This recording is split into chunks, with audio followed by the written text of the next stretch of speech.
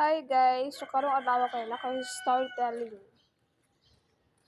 So akong edad day karon kay 20 na, then naminyo og sayo guys. Pero dito po na ako nahadlang sa kuha nga. Dawon ako pa eskwela. So padayon gyapon ta kay dako ang mga tong anak no. Then depende na po na sa sitwasyon guys kay ako gikaya na po ako ang akong pag-eskwela o pagbantay sa akong anak no. So as pa po niya akong giskwelahan guys. Then sayang magud siya grade senior high na ko then sayang po di na ko human. Gipusigyan po ko sa akong bana nga maskwela ko din. So padayon naman utan. So karong panahon na wala tayo wala ulaw kay lagi pait kay panahon nga mahal kayo mga palitunan guys. So kailangan do nato nga magpursige nga maningkamot ta para po sa atong kaugmaon po kun og para sa atong anak ba nga na siya mapaabot og apo tayo katudo sa iyahan man bisag gamay lang. So dili dapita kay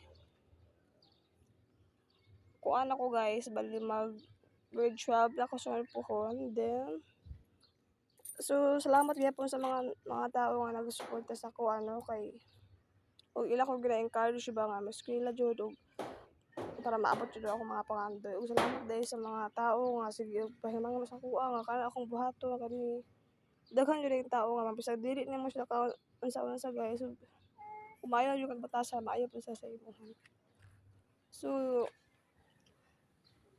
nagpasalamat po rin ako sa mga nagbantay sa akong anak ug maskwela ko or sa pagsabot sila sa ako ang sitwasyon nga eskwela ko laban sa mga kakilitsaw na guys nga supportive kay sila then